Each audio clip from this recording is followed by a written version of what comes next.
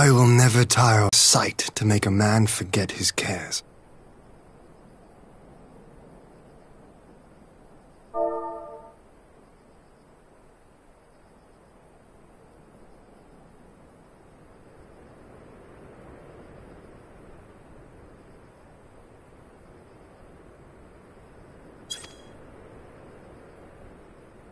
But not his purpose, I trust.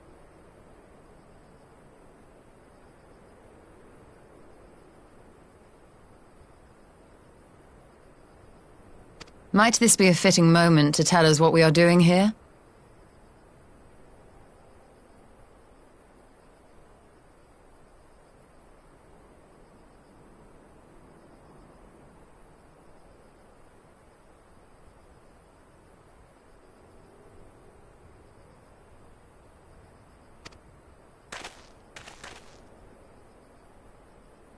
Of course. During my time with the mole, I learned some few myths of this land. One goes thus. In the distant past, when all seemed doomed, a wayfaring soul came unto the steppe. Venturing into the northern crag, he received of Nama a sliver of her essence, a shard of the shining moon, and with it clove the tainted land from the earth. The end thus averted, to these fields did the wayfaring soul return, and venturing once more into the northern crag, he buried the shard, and made unto the heavens an offering of blood.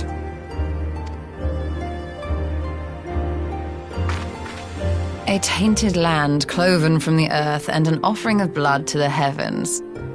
Azizla and Dalamud. That was my thinking, yes. And you believe that yonder mountains hide an artifact possessed of sufficient power to raise Azizla up to the heavens? I suppose that might suffice. Worth a closer look, would you say? I would.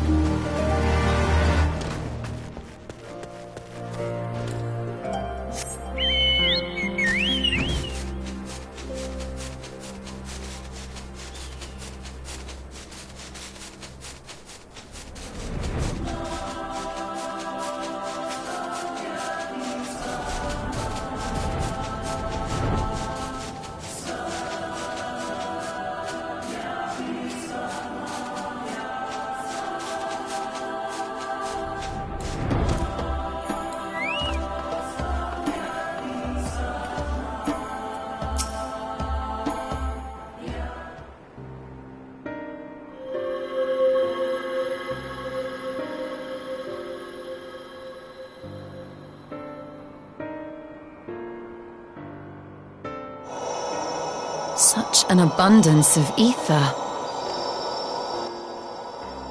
Are we in luck? We are. This is an Allagan artifact, most likely built to regulate the flow of ether. I strongly suspect the ancients used it to stem the flow from here to the burn. That would explain how they were able to untether what became Aziz La from its surroundings. But were we to throw open the floodgates, the resultant deluge would surely be sufficient to raise our wall. And in restoring the flow, we may also restore life to the wasteland.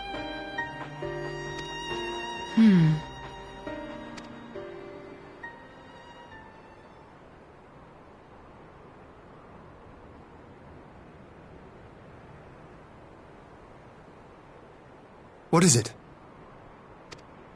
While the device itself harbors a surfeit of ether, the opposite is true of the surrounding area.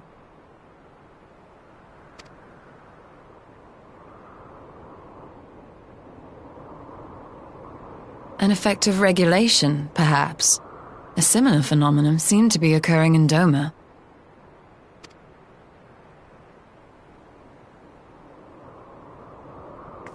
Whatever the explanation, the answer will not reveal itself here. We have seen what we needed to see. Let us return to Mol Ilo.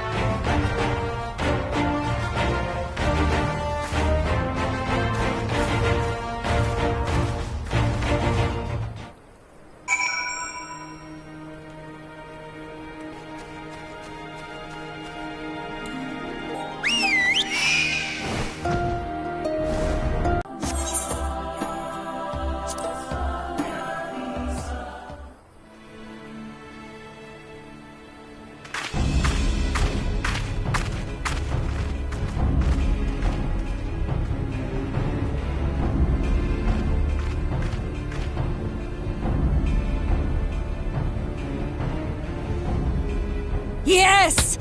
This spot shall serve as well as any. I shall enjoy this Harn.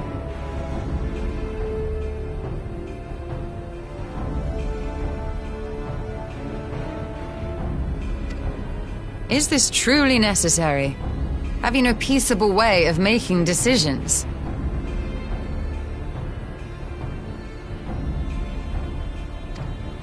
Speak not of peace. You stand before proud warriors of the Dathal.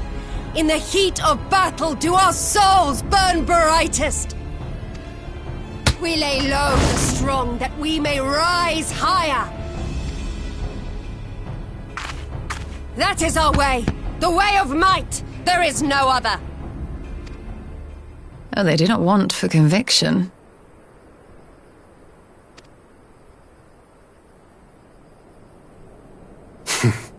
Indeed. It's what makes them such dangerous enemies, and such useful allies. Enough talk! It is time to fight!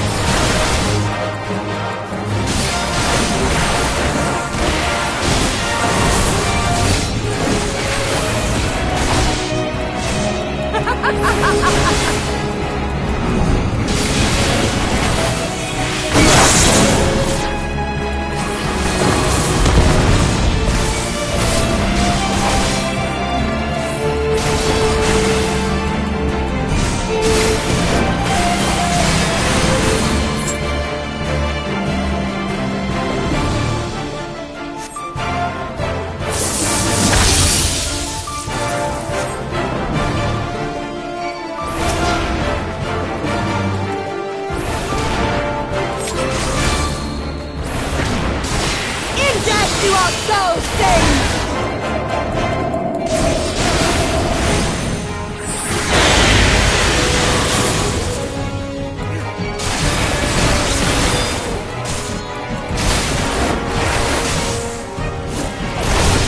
In death do our souls sing!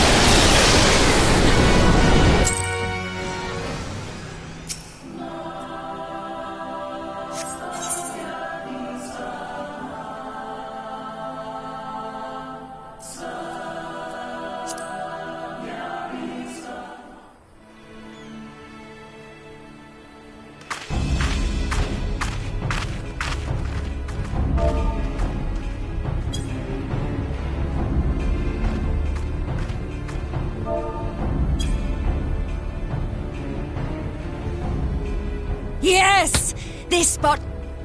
Is this... Speak not! We lay low the strong, that we may rise higher!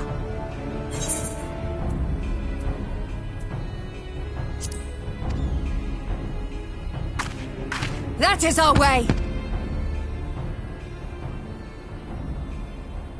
Oh, they do not want for conviction.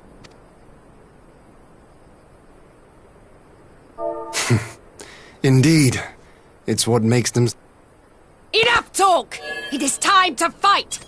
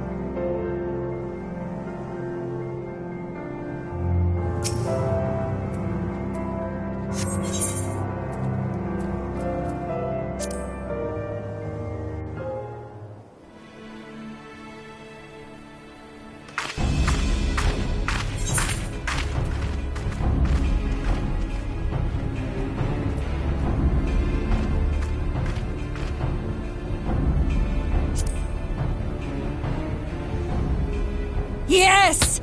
This spot shall serve as well as... Is this truly necessary? Have you no peaceable way of making... Speak not of peace! You stand before proud... We lay low the strong that we may rise higher! That is our way! Oh, they do not want for conviction.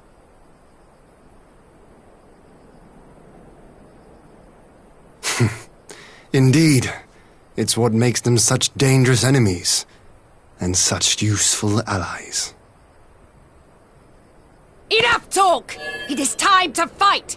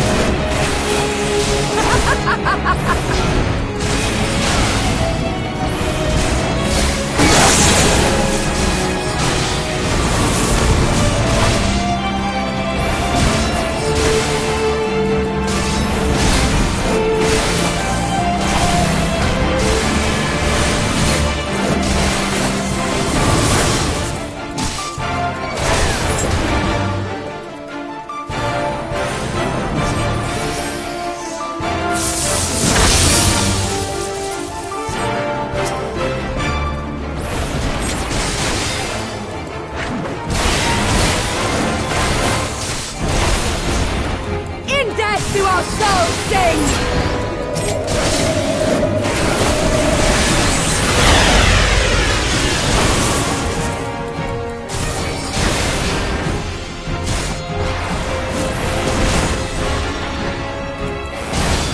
In death do our souls sing!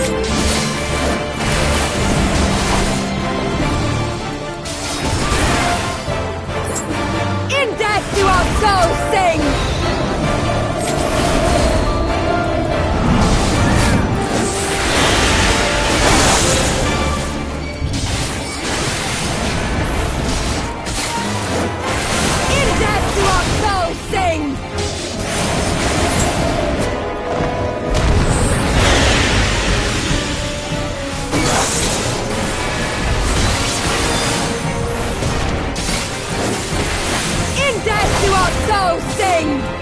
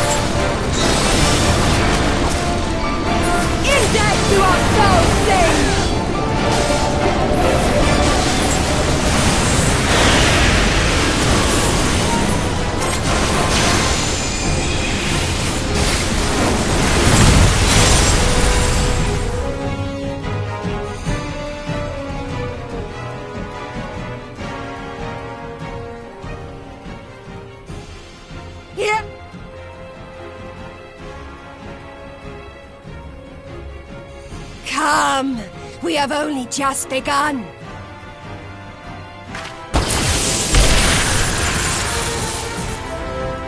Enough! You were not granted leave to set the steppe ablaze. Well, well, the sun... The face of your master already. The sun will never set! From his seat on high, he reigns over all, now and forever.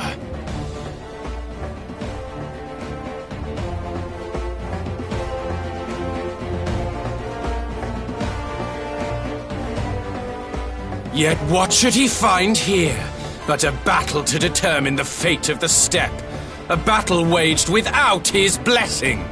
This will not stand. You, Doman! You who come to petition the warriors of this land, forget that all Nama's children are wards of the Orinir. As first among my brothers, your petition is mine alone to judge.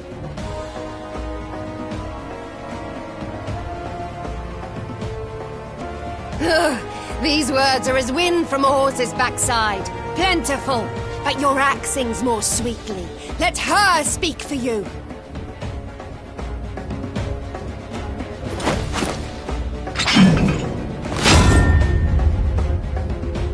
Insolent child. You will learn your place!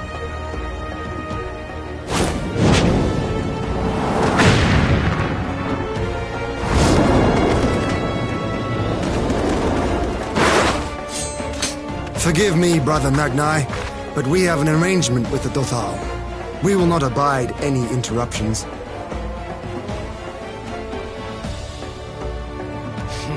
So be it. The sun will pass judgment on all. Didakul, join me.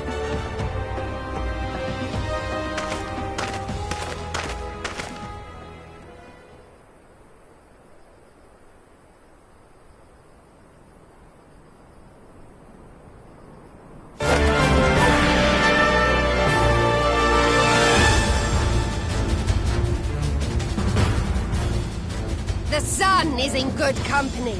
We may dance alone.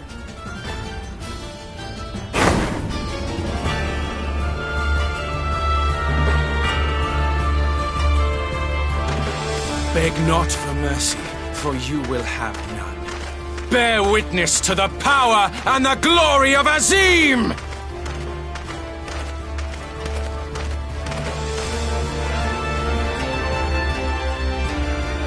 constantly at each other's throats like rabid dogs. Gods, I'm turning into her. I have not the patience for this, but if we must fight, let us at least be brief. Come.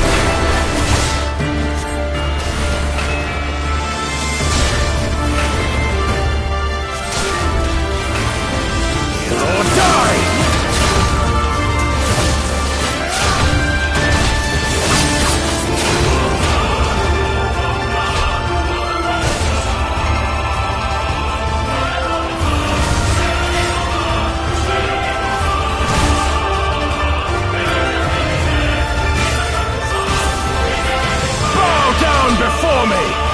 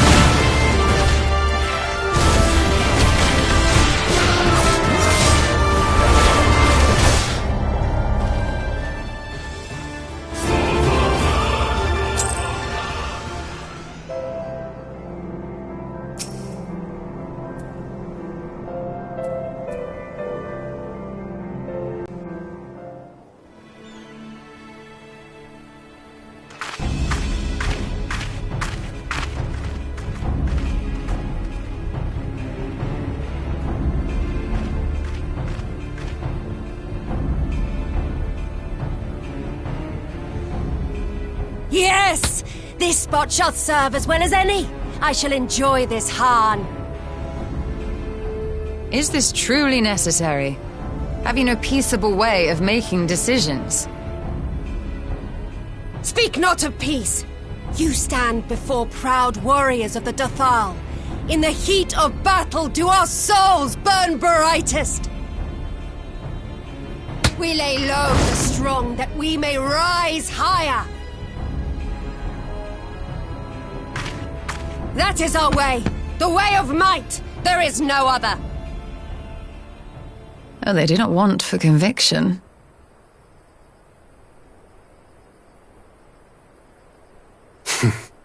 Indeed. It's what makes them such dangerous enemies, and such useful allies. Enough talk! It is time to fight!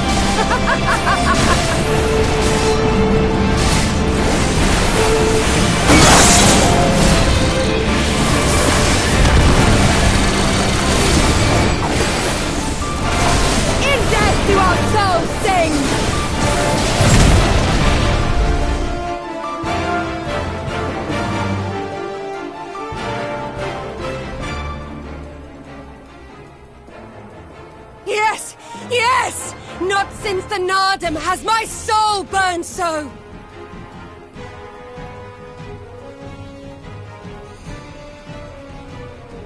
Come! We have only just begun!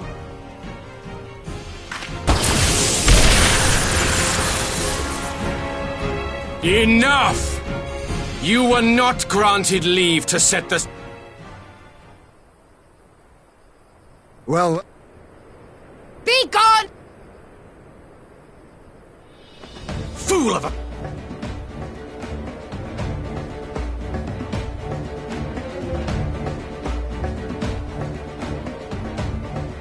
Yet what should he find here but a battle to determine the fate of the steppe? A battle waged without his blessing. This will not stand. You, Doman!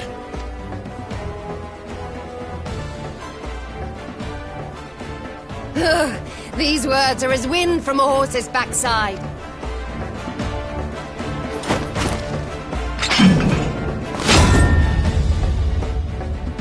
Insolent child.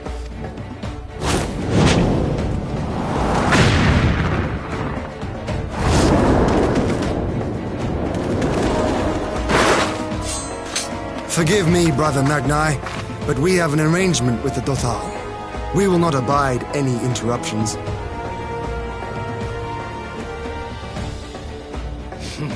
So be it.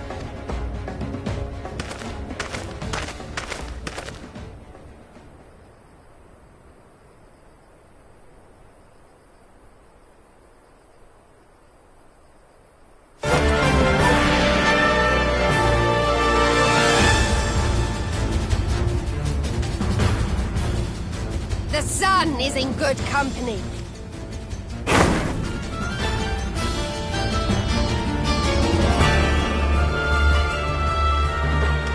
Beg not for mercy, for you will have none. Bear witness to the power and the glory of Azim!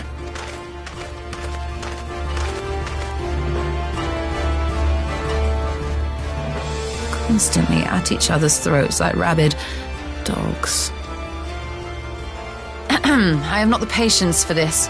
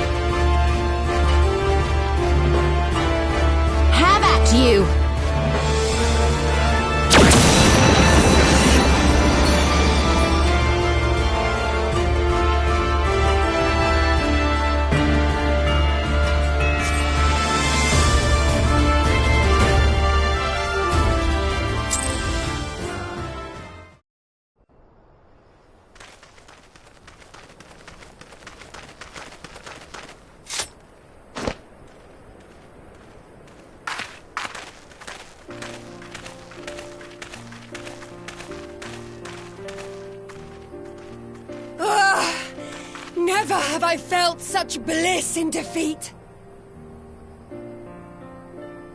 'Twas a battle to burn soul and flesh to ash. We Dothal will lend you our strength as promised. Narma's power is yours to wield.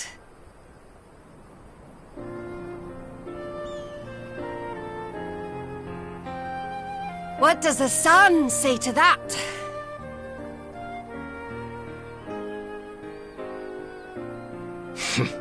The sun is not driven by base motives such as yours. But they have been judged and found worthy.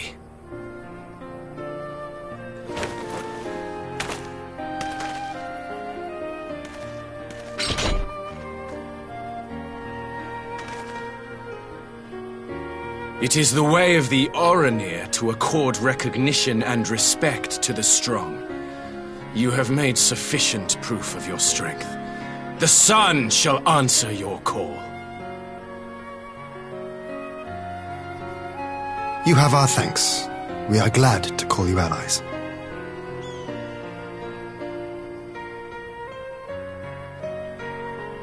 You? By what are you called?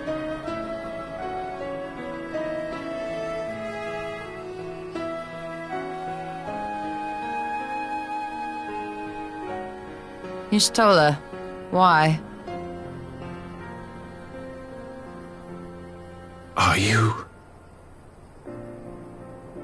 Are you my Nama?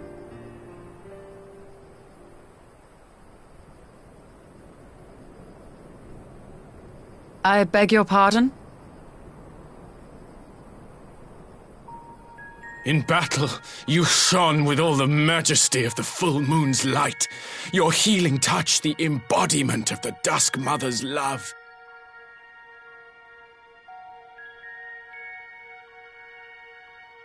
Long had I wondered if my Nama might not be a woman of the steppe. Beholding you, I am all but certain.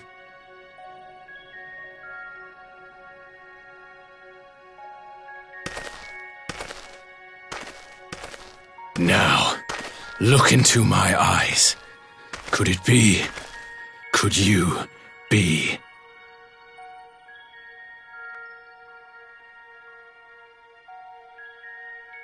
I am. Not interested, little son. Try again when you've become a man. Little?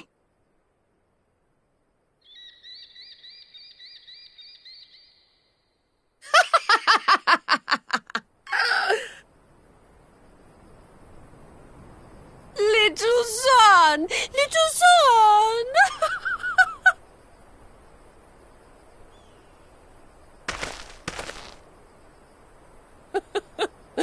Does it pain you, little son? Crave you salve to soothe the ache? Fire to sear the wound in your heart?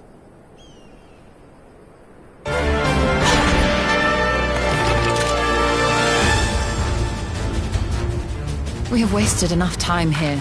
Sirin awaits for word of our success.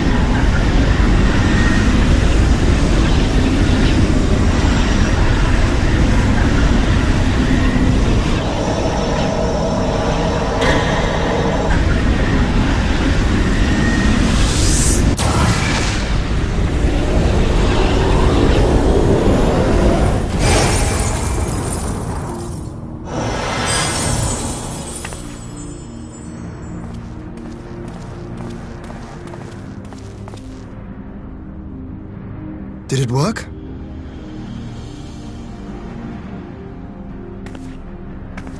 It did. Ether may flow freely to the burn once more.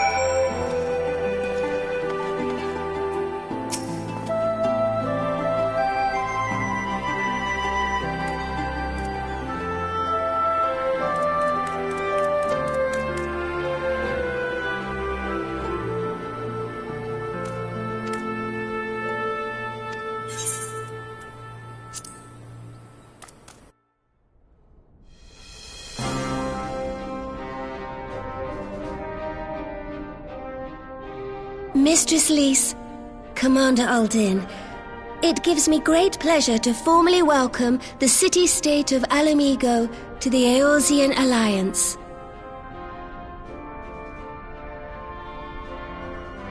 The pleasure is ours, Your Grace. I know I speak for all Ala Mhigans when I say that we are glad of this chance to stand with our comrades of the Alliance. And we for our part are glad indeed to be able to welcome friends both old and new.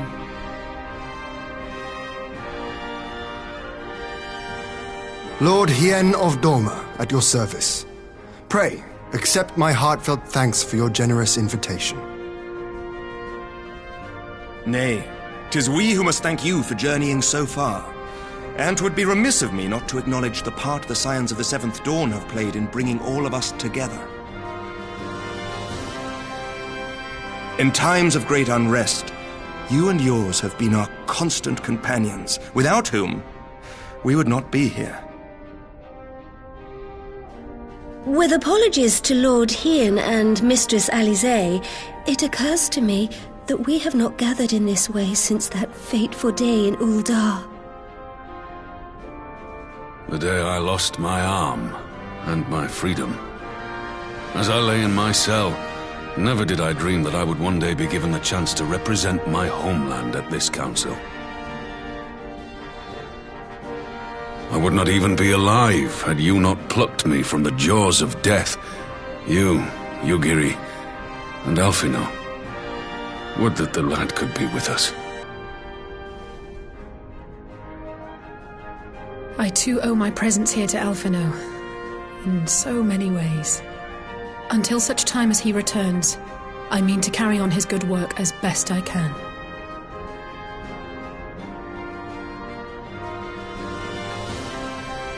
Come, friends, let us leave the past in the past and turn our eyes to the future.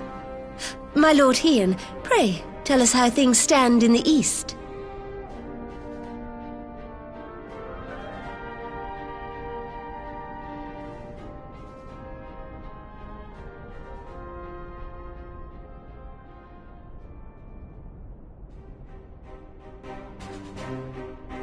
Having heard the rumors of dissent in Garlemald, I dared to dream of a peaceable solution. The Empire will not so easily change its ways. If the Garleans have a mind to take back Doma and Ala Mhigo, we'll be hard-pressed to stop them, even with the might of 6 nations. But while we lack the strength to fight the tide, a course may yet present itself, if we read the winds aright. The winds suggest but one course to me. One which leads from the sea unto the river and thence to the source of all our woes. The Ascians. Indeed. All here have felt their blighted touch. It was the bringers of chaos who nurtured the Archbishop's tyrannical ambitions. They who bestowed upon him the secrets of summoning, as they have so many others before and since. And while they remain, we shall know no peace. Our objective is clear. The question is how to achieve it. That our enemy parades about in Xenos' skin poses problems in itself, but ere we get to them, how are we to infiltrate the Empire and get close enough to strike?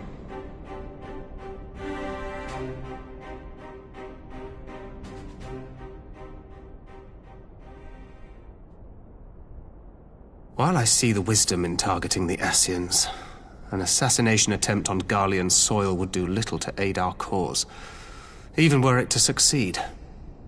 It's time we used our enemy's preferred tactic: subterfuge.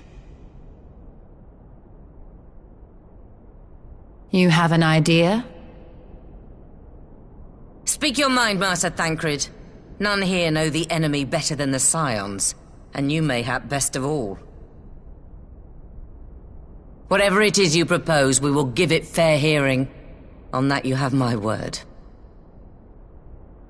Very well, Admiral. My proposal is thus. we dispatch the shinobi to Imperial territory. There, they sow the rumor that the Crown Prince perished in the battle for Alamigo, and that the man parading around is in fact a corpse inhabited by a servant of darkness.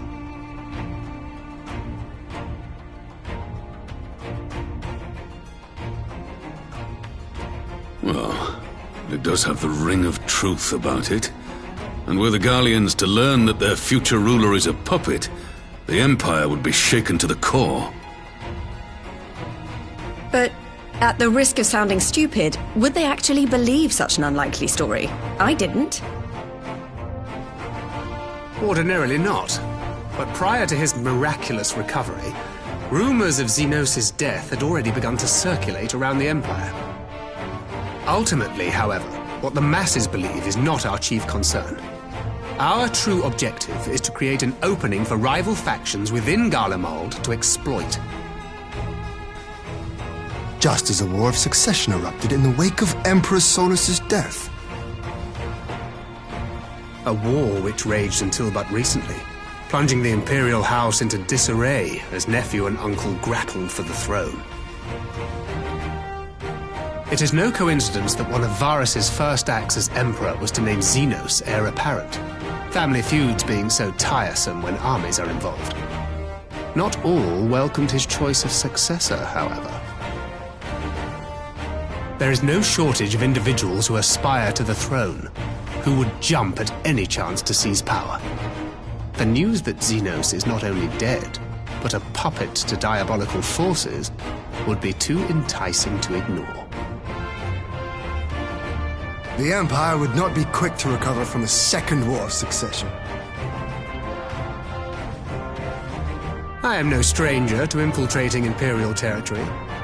With a team of operatives gathered from among the Alliance's finest, the plan should have a reasonable chance of success. Doma already has shinobi in place throughout the provinces. We stand ready to act, and act we must. What say you all?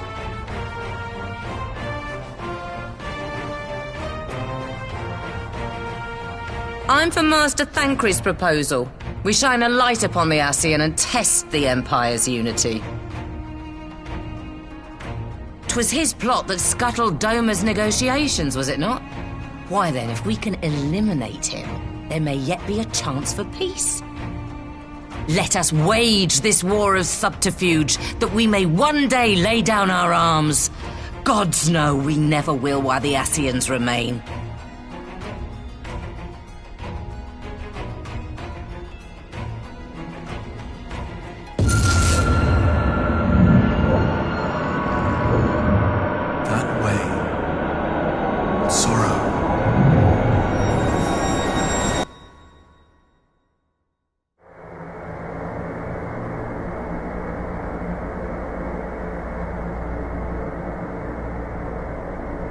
History must be changed.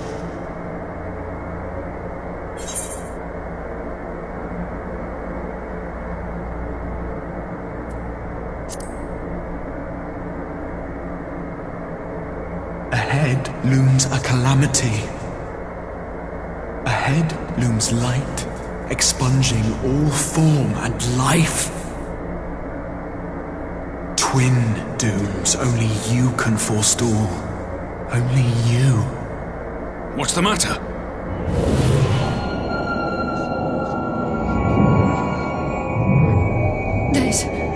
There's a voice! Spies in our midst? Nay, I sense no such presence. Let expanse contract, eon become instant. Throw wide the gates that we may pass.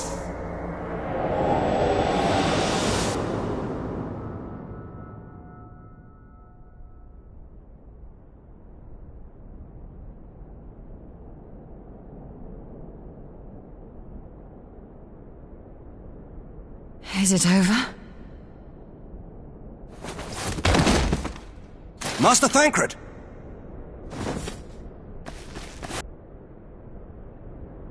"12 for Fend." into a private chamber. Have every healer make ready. Swiftly!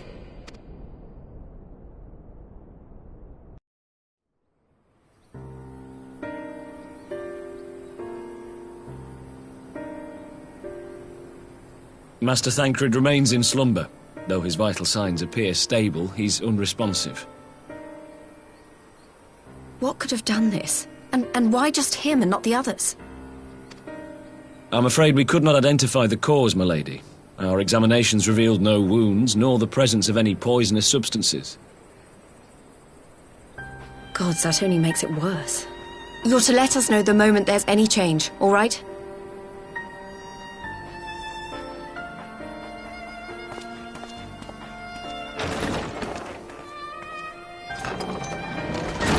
Thank you for coming.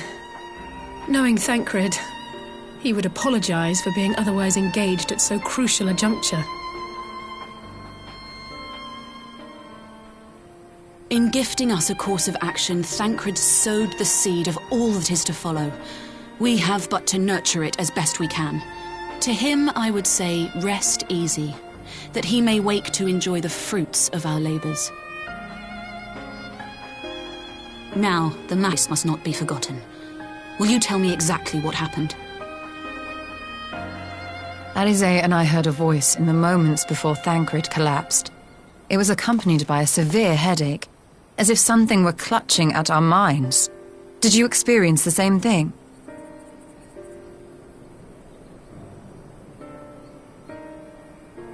So, in between the voice and the pain, you felt as if you were somewhere else entirely.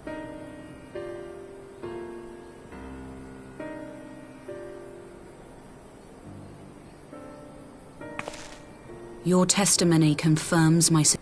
That which you experienced was, I believe, your soul being plucked from your flesh. Called.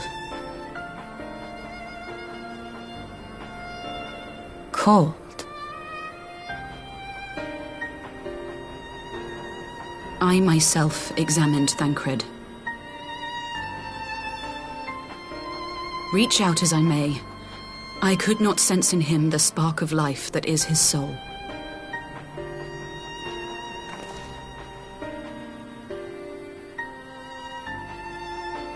That Thancred alone was stricken so is likely due to his heightened sensitivity to the effects of ether, a consequence of his prior possession by the Ascian Lahabrea.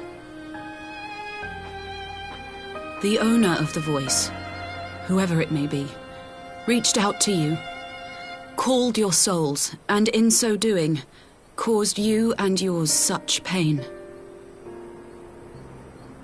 But if that's true, where exactly are we being called to? I know not. Yet one thing is plain. Whoever waits for you on the other side is possessed of a power unlike any I have ever known.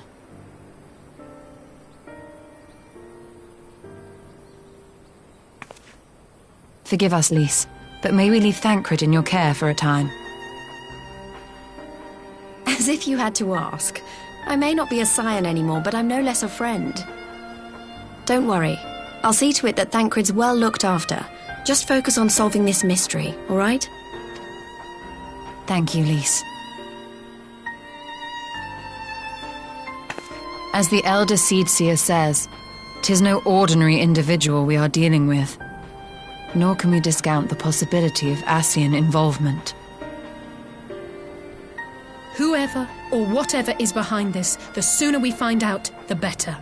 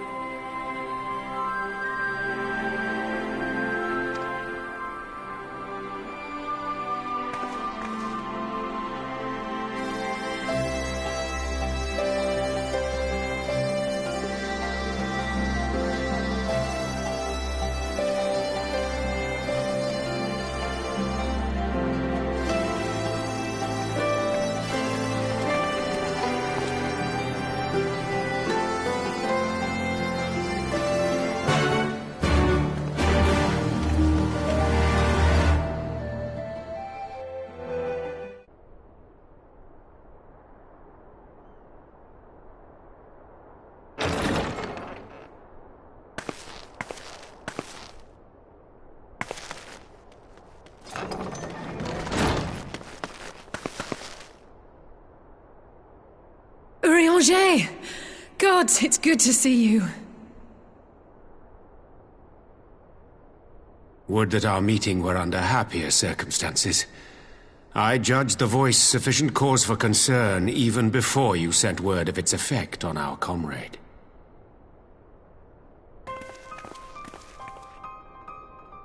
You heard it too, then?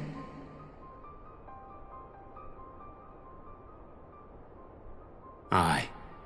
And all but certainly at the selfsame instant.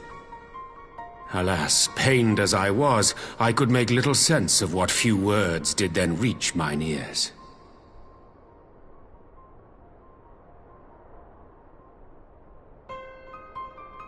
Who do you think is responsible? Could this be the Ascians doing? That I cannot say. Not when so little is known. Ere I indulge in speculation, I would examine Thancred with mine own eyes.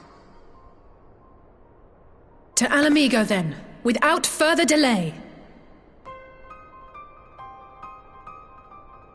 One other thing. During my visit to the Far East, I observed a strange phenomenon. Thou referrest, I presume, to the localized reduction in etheric density. Well, that's special. Yes. I noted precisely that at two apparently unconnected locations. I take it the phenomenon is not limited to the Far East. Indeed not.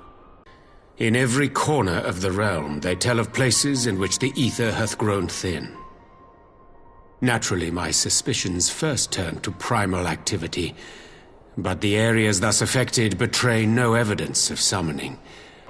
I must confess to being quite perplexed. If the same phenomenon is being observed in multiple locations on opposite sides of the world, we may safely discount regional factors. Needless to say, this warrants further investigation. Indeed, I shall make it my task to.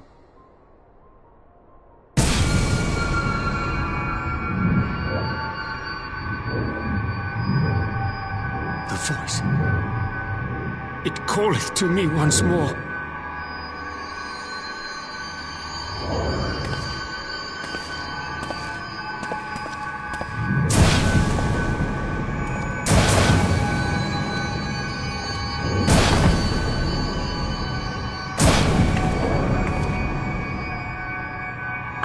I hear it too.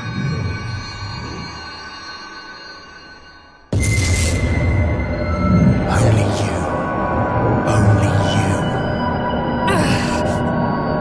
No!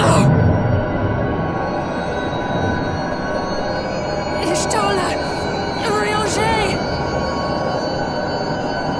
Throw wide the gates.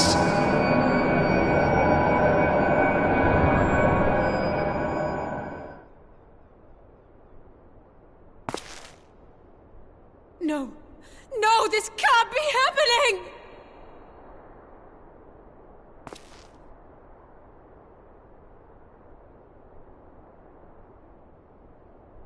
Y'shtola! Urianger! Open your eyes!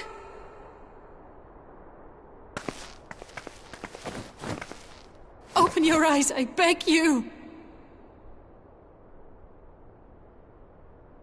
Say something! Anything! Not again. Please, not again.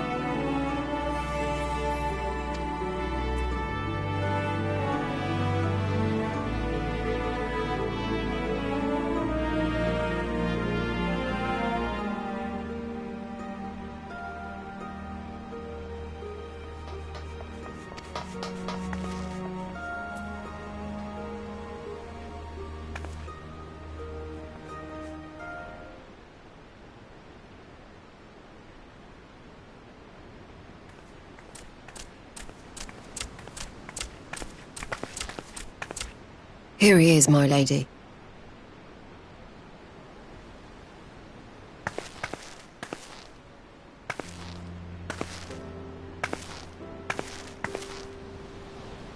Gabu, it's been too long.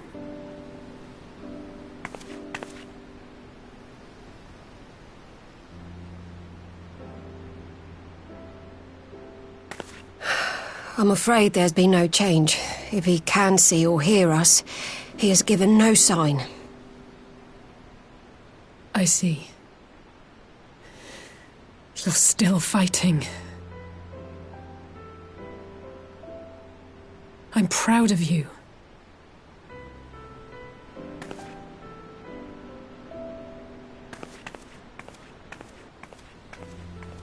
We promised that we would come and visit you together, didn't we? Alphinaud and I. I'm sorry that we haven't managed that yet.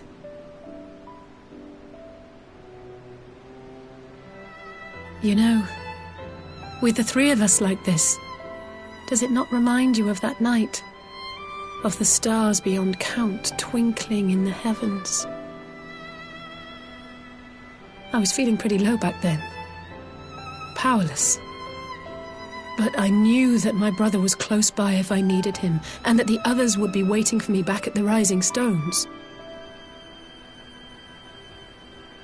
Not like now.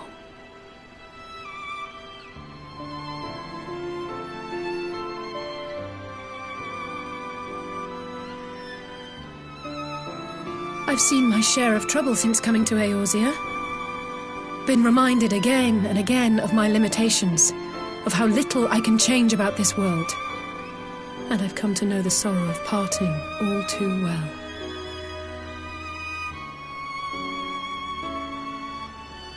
But to have the people I hold dear struck down before my eyes, and be powerless to help them, that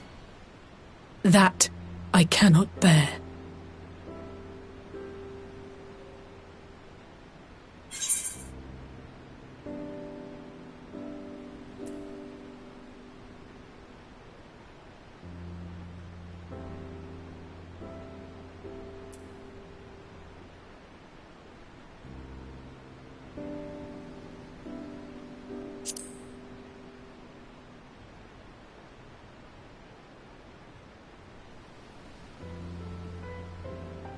No, I don't. You're right. It's pure arrogance to imagine I can solve everything by myself. You'd think I'd have learned that by now. Thank you. I don't know what I'd do without you.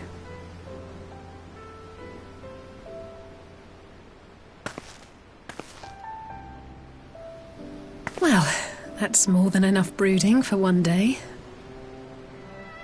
Come on. We have friends to save.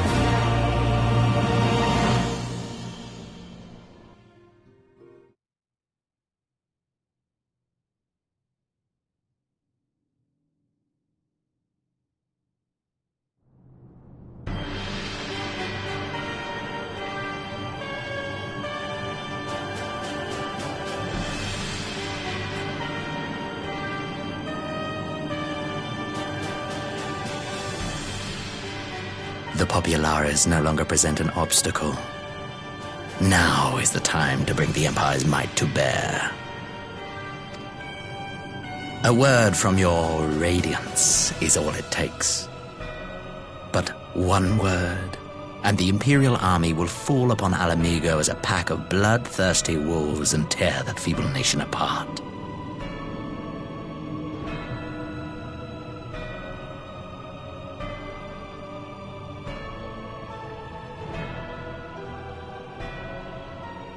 Have you no words for me? Despite the lengths I go to, an emissary playing the part of a fool. When first I took this face, I swore to use all of my knowledge, all of my power, to further the cause of the Empire. My deeds stand testament to my commitment. And with this adamant flesh at my disposal, I could destroy the Icon Slayer as easily as one might swat a fly. Why do you hesitate?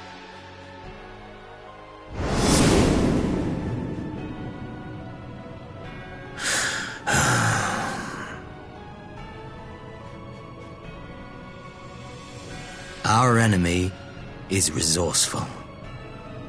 Though victory is certain now, it will not remain so indefinitely. Deliberate if you must, but be quick about it. We'll speak again when you have unburdened yourself of doubt. Until then, I take my leave, Father.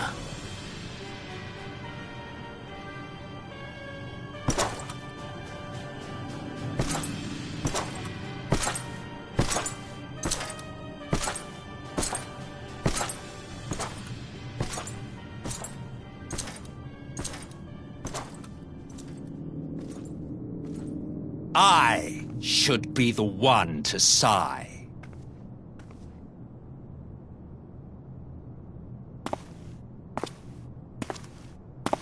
I played my part to perfection. I had earned my rest, and then, thanks to La Habrea's crowning act of idiocy, our favorite emissary sees fit to summon me back. Elidibus was ever a warrior. A most tiresome trait, would you not agree?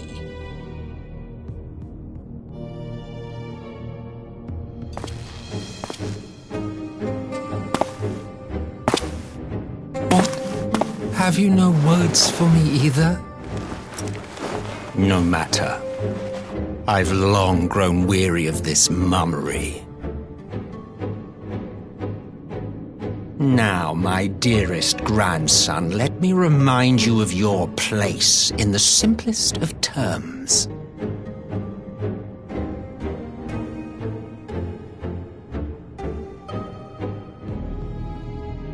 You do not make judgments, you administer them.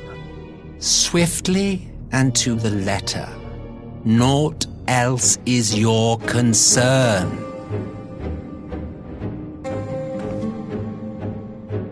Elidibus may be an insufferable bore, but he is no fool.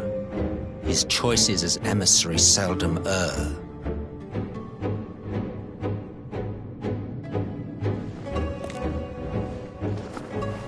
If aught threatens the balance twixt light and dark, it falls to you to remove it. Be it by your own hands or by your armies, you have ample means at your disposal.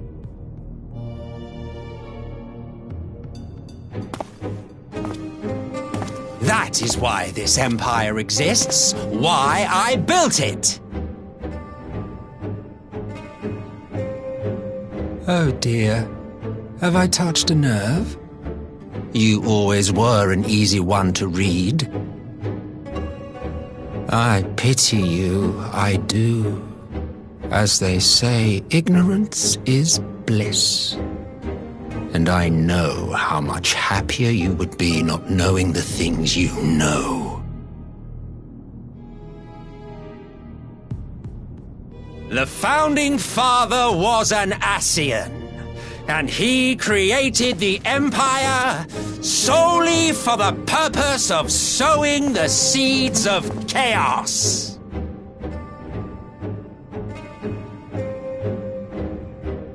Don't take it personally.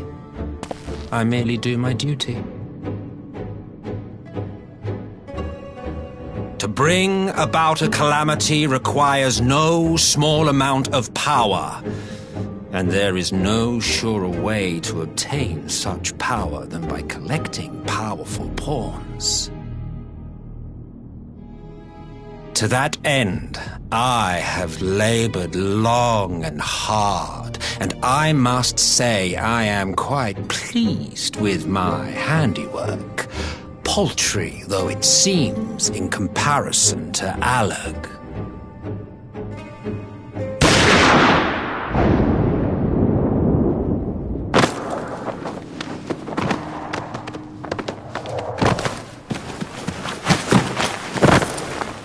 You fiends are overfond of your own voices.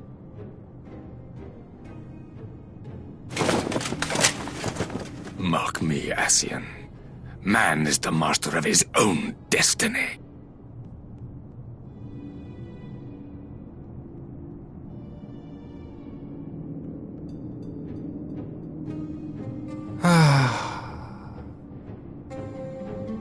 Such a waste of time and energy, both yours and mine.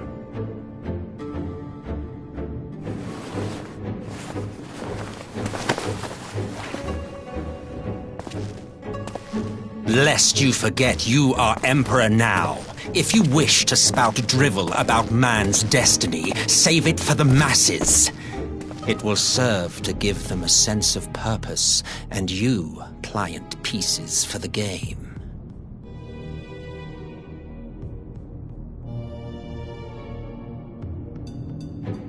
Oh, do stop sulking, boy. You, of all people, should understand. Ours is a struggle to restore both mankind and the world to their rightful state. Viewed thus, our goals are one and the same.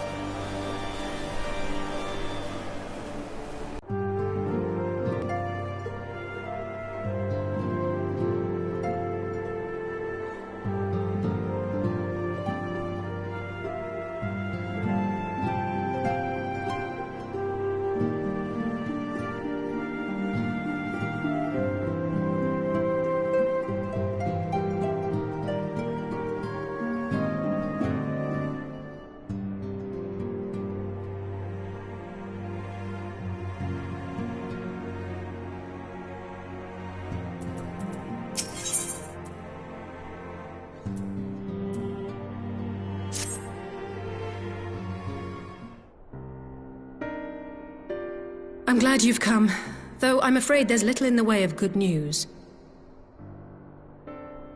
After you left, we reached out to both the Alchemists Guild and Stillglade Fane and attempted all manner of treatments. But the results were always the same. Whatever the answer is, it's not alchemy or conjuring. Why did it have to be Y'shtola and Urianger and not me? Out of all of us, they are the ones who could feasibly have solved this puzzle. And Alphino's still missing. Gods, it's all going wrong. Where do we even start? A grave situation indeed. Might I be of some assistance?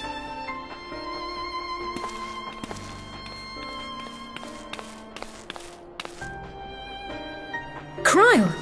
I did not think you well enough to travel. When word reached me of the plight of our friends, I could not well stay away. As a fellow scion, not to mention your erstwhile mentor, this is one of those times you should feel free to call on me, regardless of my personal circumstances. Yes, I should have thought of that. Thank you for coming, Krile. We would welcome your insight. And I should be happy to provide it. Now, what's this I hear about Alphino heading into Imperial territory? That boy always did have some funny ideas. Do you remember the speech he gave when he was accepted to the Studium?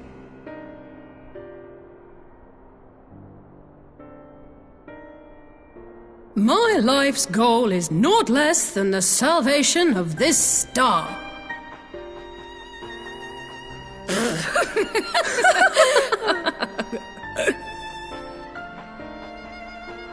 That particular grand pronouncement has been a source of great embarrassment to him, as you know. But the fact of the matter is, he meant every word and has lived his life accordingly. Yes, he remains altruistic to a fault, but I'm worried he was too fixated on his goals to see the dangers, as has happened before. You needn't be so concerned. Though his values remain the same, Alphino is not the blinkered boy he once was. Slowly but surely his eyes have been opened, thanks to a certain someone. A certain someone whom he'd be mortified to learn had heard about his little speech. Mum's the word, eh?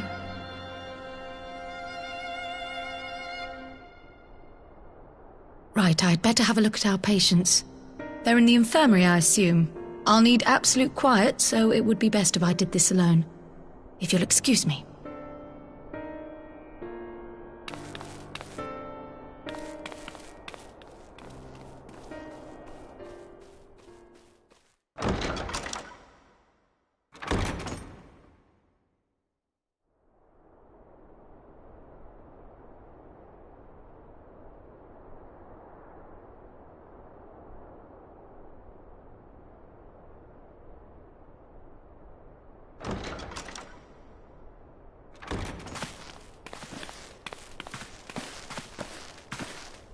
All three are in fine physical health. At a glance, I would say they were merely sound asleep. Except for the fact that I couldn't sense the slightest trace of them in their bodies. It's as if their souls have taken leave of their physical forms. Ah, yes. The Elder Seedseer made a similar observation. I've read the report. When you heard this mysterious voice, you described feeling as if you were somewhere else, yes? If we assume the ether which comprises your essence is being drawn to some other place, then it may be possible to follow the trail it leaves behind, just as we did in our search for Thancred. I wasn't around for that, but I can't imagine it was easy. Oh, it wasn't. But that's no reason not to try. I will have need of Master Matoya's crystal eye if I'm even to make the attempt. So I suggest we pay her a visit.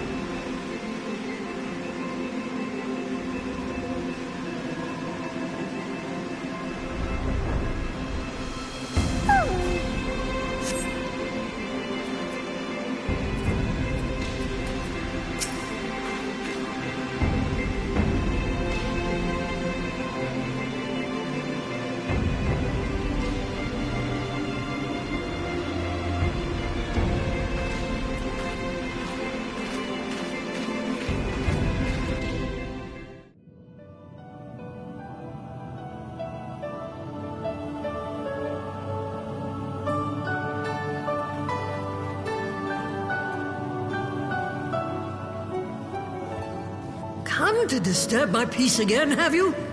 I hide myself away in a cave, and still you people insist on pestering me with your problems.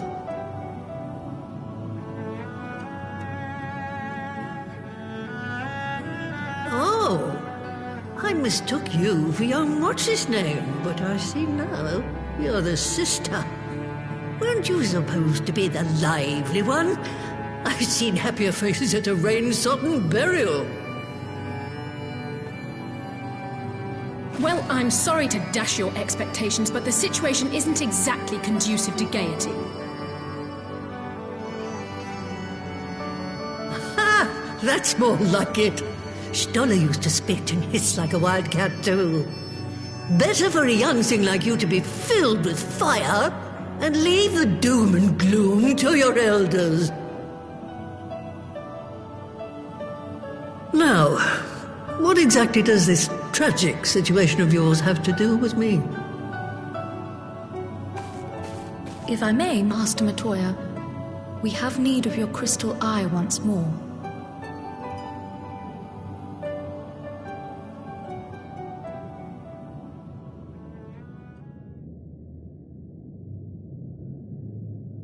And Stoller is one of the afflicted, is she? Very well. She may be an ungrateful stray, but she's my ungrateful stray, and I'll not see her buried before I am.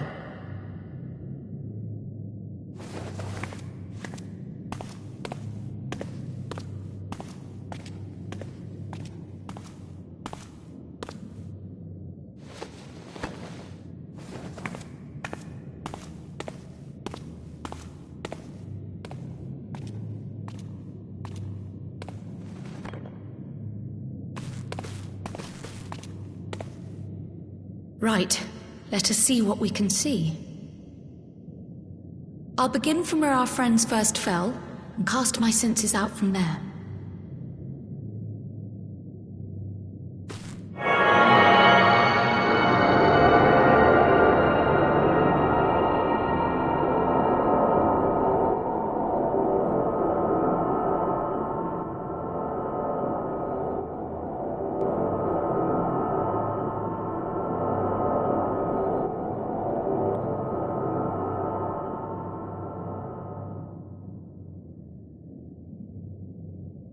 What is it? Did you find them? This doesn't make sense. How is it even possible? How is what possible? Krile, what did you see? The threads, they just ended. And no, I didn't lose track of them. I followed them as far as they went. It's as if they were cut off. Could the ether have dissipated if it had? Oh gods! Their bodies are just husks. It's like the Broodmother's daughter all over again. No, this is different. The Kalyana girl was already dead, body and soul, when Lakshmi effected her resurrection. Aye, let's not jump to conclusions. If their physical forms yet breathe, and show no signs of wasting, then it follows that their souls must still be intact somewhere. But where? That's the question, isn't it, girl? Death has not taken them to the ethereal sea, yet there are no tracks left for us to follow.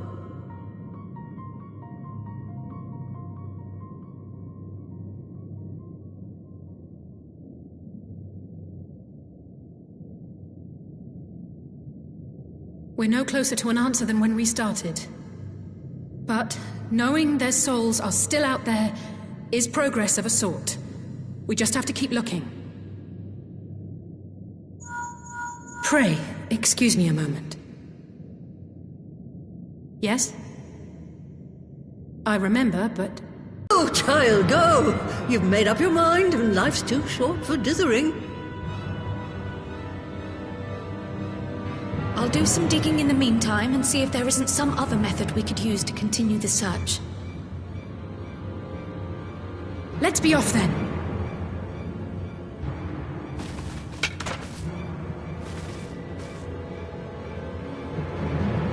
Oh, not again. The enchantment barely seems to take these days. I chalk it up to old age, but I rather doubt it's that simple.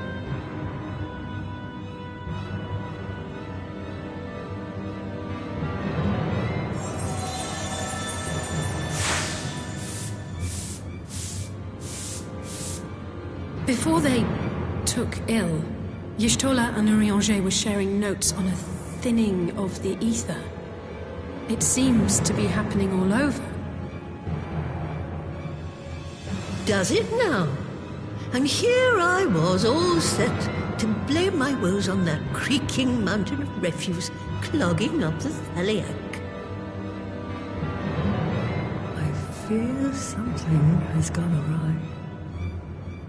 Still, there's naught to be gained from starting at shadows. You can only do what can be done, and that but one thing at a time.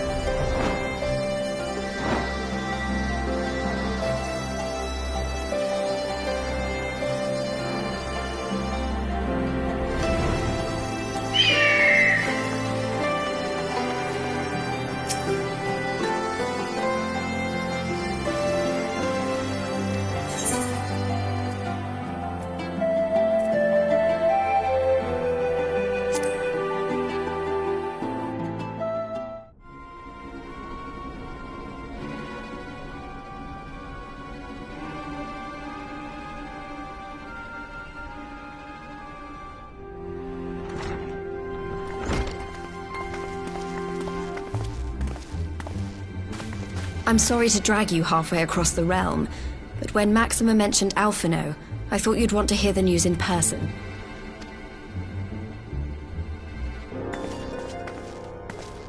Ah, we meet again.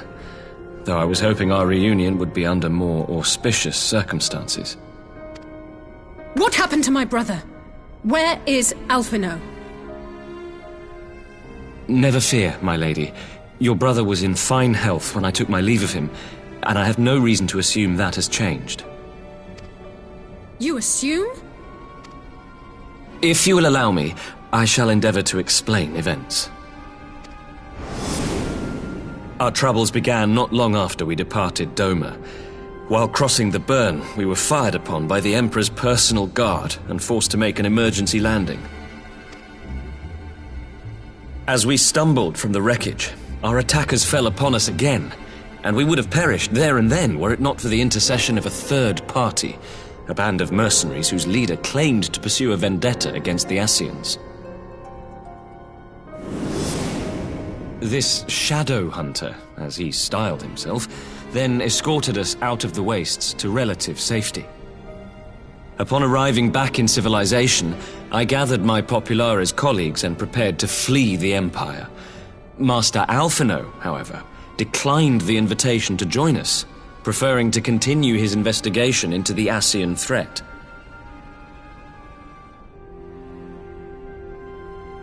Well, at least he's not lying in a heap in the burn. Tell us more about these Ascian hunters. Who are they? And is Alphino still with them? He is. As to who they are, I'm afraid I have nothing to tell you. Beyond the fact that they root out and destroy Ascians, they were unwilling to divulge anything which might serve to identify them. They would not even reveal their next destination. But Master Alphino asked to accompany them all the same. Since parting company with your brother, we've been engaged in a game of cat and mouse with the Emperor's guard. We made our way through province after province, finding the army busy restoring order wherever we went, until we finally arrived here in Alamigo. I cannot thank Commander Aldin enough for giving us such an unexpectedly warm welcome. I'm not inclined to turn away refugees, no matter which land they call home. And if they can tell me how things lie in Garlemald, all the better. On that subject, there is much I would tell you. During the course of our journey, we heard tales that an entire rebel army had been slaughtered in the space of a single night. It would seem my former comrades grew tired of putting down uprisings in the conventional manner, and chose instead to bring a formidable new weapon to bear. Details were sparse, but the rumor alone was enough to dampen the flames of rebellion. I have also heard reports that several companies have withdrawn from their designated provinces and begun marching westward. It is my assessment that the Empire's forces are mobilizing for a large-scale military engagement. Westward? You mean they're getting ready to invade Alamigo? We knew this was coming, but not that it would be so soon. We've barely even begun to shore up our defenses. They won't stop an invading army. No, they won't. Dispatch messengers to the Alliance leadership requesting reinforcements, and send word to our officers in the field to hasten completion of those border fortifications. Prepare to meet the Imperials head on!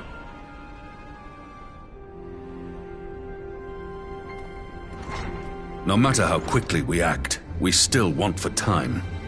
When the enemy comes into view, our best recourse will be to open negotiations with their commander, and see that the ensuing proceedings take as long as possible. Would you and Alisaie head to Doma and let Lord Hier know about this? I'm sure he'll want to hear about Alphino too.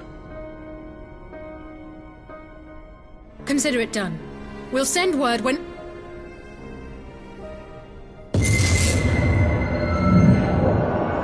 Untold sorrow must be changed. Ahead looms a calamity beyond barricade the gates.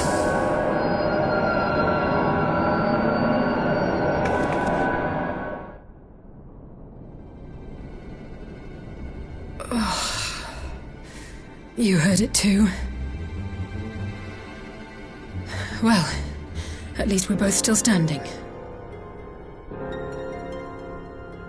Oh, thank the gods. I thought we'd lost you for a moment there. Why does this keep happening?